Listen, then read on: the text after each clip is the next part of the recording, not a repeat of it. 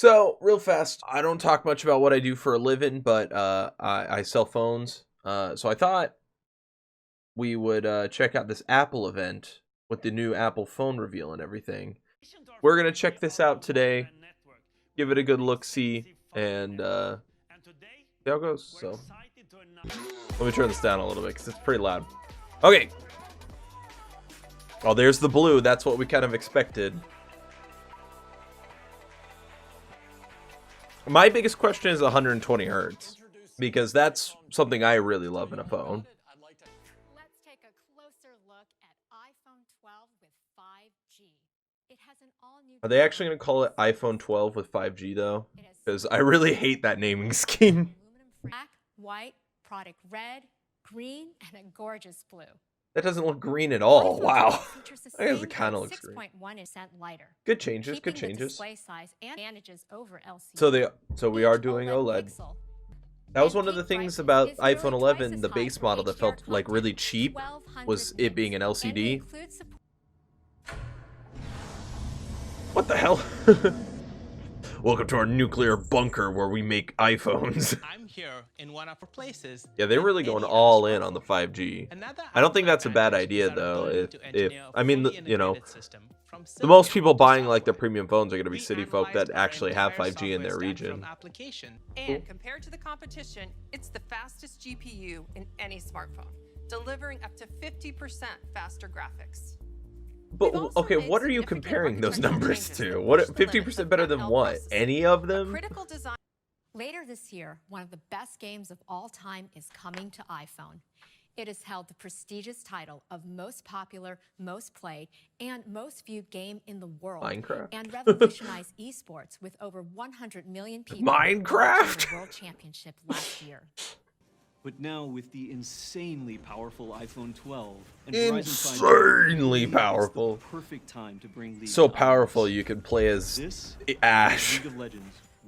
It allows us to show off champions like Ash with a brand new level of fidelity that you can't find on any other platform. You can't even find on the fucking original game. You get not only is gameplay fast, but so are downloads. So you can instantly grab dope new skins that show off all your favorite champions. You can pay money like really easily. It's really cool. You should do it. More adjustments to I mean, this probably is a really good photo, but the stream kind of kills the quality a little bit. So what's going to be the benefit of going with Pro models? My cat is like knocking over my microphone. Hey. I want to pick you up, but it's kind of hard. No. Here. Let's watch the stream. Oh, watch the stream. What do you think? What do you think of iPhone 12? What do you think of iPhone 12? With an amazing camera on the go and 5G speeds. To tell you more, here's Dennis. We put magnets in the back, and they work. And then he leaves. The wireless charging experience. Our wound wire coil, which is unique in the industry, now accommodates magnets. I don't know why this guy looks like he's posing on me. He's like existing Qi chargers.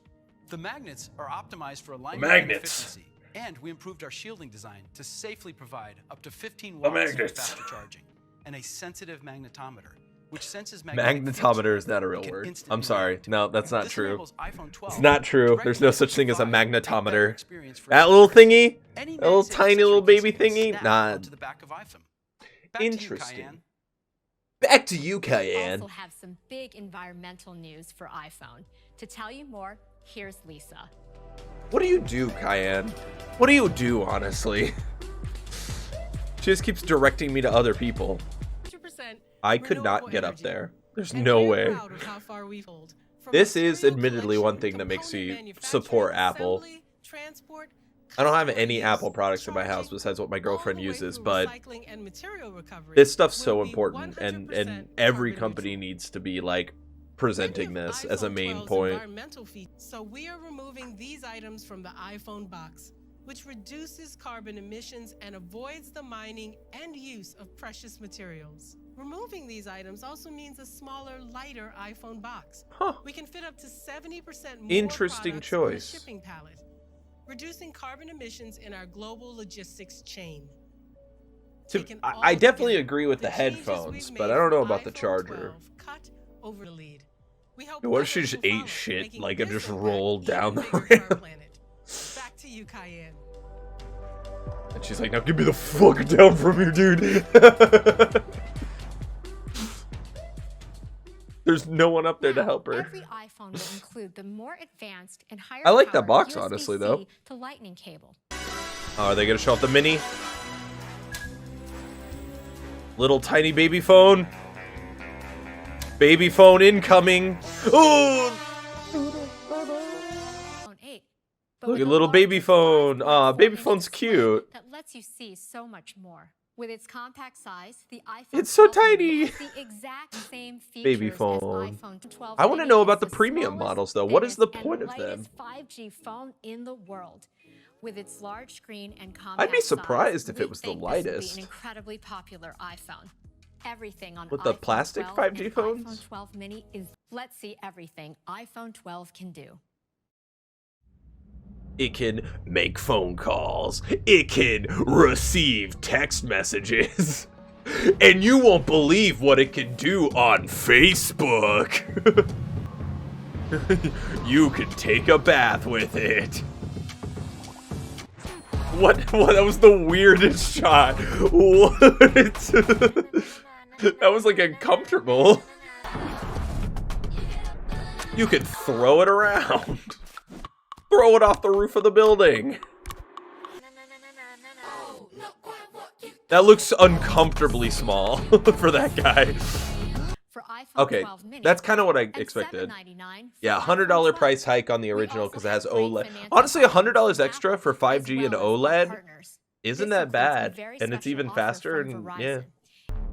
So what makes this significantly different enough to charge me more? HDR video comes to life. So you're still getting a higher resolution screen on the Pro models, but Amazing. I don't know, man. Models are 2 seconds in low light for handheld shots. Yeah, the one thing I'm really not good about, or really don't know, is cameras. I'm not good with cameras. Need to learn more about those. They're packed with our most They innovative did pretty much everything I think they like needed the to do. A14 Bionic chip, LiDAR scanner, an incredible They kept all the good camera stuff. system powered by computational photography. And now here's a short film we created about the iPhone 12 Another Pro. short film. A singular new They're design, really proud of the video. a pocket. What if it actually did that while you used it? That'd be so sick. I'd buy that phone just for that. Augmented reality. Just to occasionally flash lasers at people. iPhone and the movie industry can now count on it as an essential piece of equipment. I don't know about that. Even with all these incredible pro technologies, we are keeping the price the same as today. With iPhone 12 Pro starting at $9.99? $9.99. And we're doubling $10.99. the starting capacity to 128 gigabytes. And All the iPhone things they 12 needed Pro to do. Max with our $10.99? best cameras ever at $10.99. We're rolling out 5G to more than 100. So the only thing that actually saw a around the price world. hike was the This is base our iPhone fastest 12. rollout, starting with iPhone Oh, SE and at iPhone just 11 and XR $499, seeing a discount. and iPhone 11 is now just $599. Surprised they haven't cut out the XR. Good to see price drops. That's a good event. I mean, Apple has this really like slow-paced, condescending like presentation flow that I'm not a fan of. What an amazing day. Exactly. Case and point. But I missed like the first 10 minutes of it, but it was mostly to talk about that stupid HomePod thing that don't really have any interest in, so. Yeah, we're gonna flip back over to here. Alright, you don't, alright, you can, yep, you don't need to do that anymore. Don't need to do that anymore. So, yeah, they pretty much did everything that I was kind of expecting. As far as the specs on the phone and everything. I was surprised they kept price points pretty much the same. That was a really good choice. $699 for the mini and $799 for the base, so that was the only price hike that we saw. The XR going down to $499 and the 11 going down to $599. Good choices. Pro and Pro Max staying the same price as Pro and Pro Max from last year, even though it has 5G, faster processing, better cameras, all the good stuff. That's good. Just don't do the Samsung thing, you know? That's what I'm happy Apple is not doing the Samsung thing of throw a bunch of stuff in a phone and charge $1,500 for it. Yeah, I'd say that was pretty dope. Pretty good event. It was a little slow paced, got a little sleepy, but that was pretty cool. I'm a fan of that. I think the phone looks really good, and we're in a year where competition is a little flip-floppy. Samsung has not had a good year, I don't think. Like, the S20s were okay, but Ultra definitely felt pricey. Z Flip and Z Fold are niche and extremely pricey. The Note 20 base had some weird cuts and does not compete with this iPhone 12 Pro at all. And then the Note 20 Ultra is what should be the Note 20. You know, the original Note 20 should have gone for what the S20 Fan Edition price went for. It's not been a good year for Samsung, the biggest Apple competitor, and Apple isn't slowing down, so that's cool. I thought the iPhone 11 was a pretty solid phone, all things considered. There were some weird cuts and maybe a little bit of a priciness thing where I felt like the base iPhone 11 could have been cheaper, given that it was still like an LCD and that sort of thing. This lineup looks a lot better, I think. I think the improvements that they made for like the Mini and everything, also having the Mini, as a phone salesman, I see a lot of people come in day to day and they look at the iPhones and they pull out their SE, because, you know, they're like old farmers or anything. They pull out their old SE from 2016 and they're like, man, can I get a phone this size? Like, this is what I'm used to, this is what I like, I want a phone this size. And there's nothing. Like, there's the new SE, which is still a little bigger, but otherwise there's nothing, you know. Maybe sometimes I can convince them to try out a Pixel 4a, but besides that, there's like nothing size-wise that fits that person's interest. So that Mini is a great choice. I don't think it'll be their hottest seller, but it's a great choice. I like it. I think you're getting a lot for that. If you're going into a store to buy an iPhone in the next like week, you're getting a lot with that $100 difference between the 11 and the 12 Mini. Sure, the 11's a bigger phone, but that 11 Mini is just all around a better experience. Better speeds, 5G capable, so you're future-proofed and travel-proofed, where if you go anywhere, you're going to get those 5G speeds anywhere that supports it. Yeah, there's a lot to like there. I think this was a really good lineup. I think the staggered release is a little weird. I kind of wish they would have just released all four together and delayed the first two to line up with that, because it's just such a weird time period where there's going to be a 3-week gap, because those phones are going to come out next Friday. And then it'll be 2 weeks before you can pre-order and 3 weeks before that shows up in store. And at least speaking from someone in the rural area, we don't really see a whole lot of pre-orders. I mean, you do see occasional ones, but like, it's not super, you know, grabby. A lot of people don't like waiting on their phone, and the people that do like are okay with waiting on their phone. Like I said before, like half the appeal of Apple is to more city style people. So being in rural America, pre-orders aren't that appealing to people because nobody wants to wait on a phone. I mean, all this techno stuff doesn't really jive with those people. Like, I get it. I get at least some of this. Maybe when you start jumping into neural processing and that sort of thing, I get a little lost. But otherwise, you know, I get it. I like the improvements. Everything looked good, and I think the OLED change needed to happen, because I mean, Samsung's putting OLEDs on like $400 phones, so that's one of the biggest issues I have with like the SE, is like it's such a low, like it's a good low cost phone and it makes up for it with its power, but it is hard for me to be like, yeah, I want a button taking up most of my screen, and also the quality of the screen is pretty low. So the pros still have their advantages, you know, still better camera, bigger phone, and the higher quality screen. Although it isn't as significant, it's not making the jump from 1080p to 1440p or anything, it's still enough for some people to notice and have a preference. and the build quality is still there. But I feel like they closed the gap almost too much for the price tag, because for $799, for $799 you get the iPhone 12, so it's a $200 difference to get the Pro for a third camera lens that's a little bit better and like the higher screen quality. I don't know.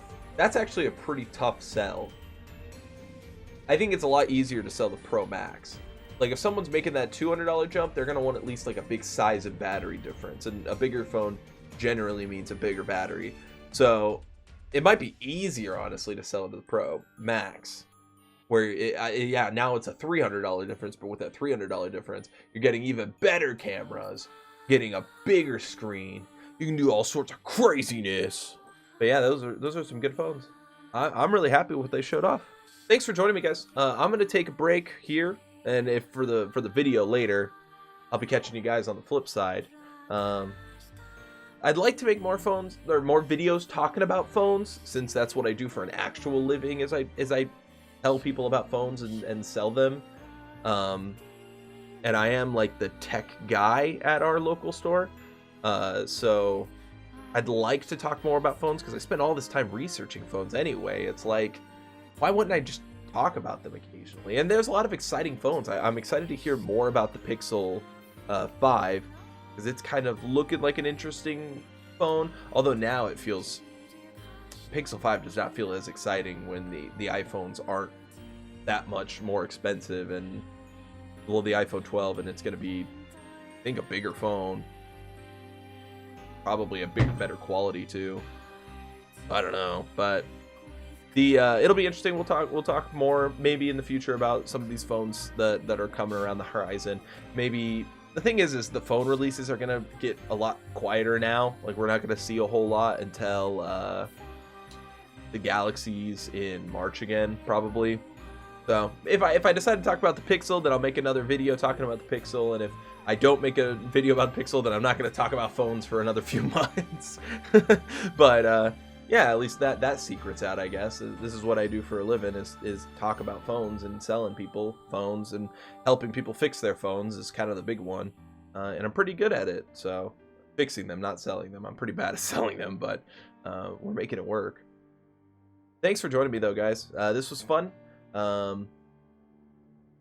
And let me know what you think about videos talking about phones, and let me know what you think about the iPhone 12. If you're an iPhone hater, does this change your mind? If you love iPhone 12s, is this an immediate upgrade for you? I don't know, but I thought this was cool. I thought this was fun, so I'm gonna take a break. I'll catch you guys on the flip side. Thanks for joining me. Y'all have a good one, and I'll see you guys around the corner.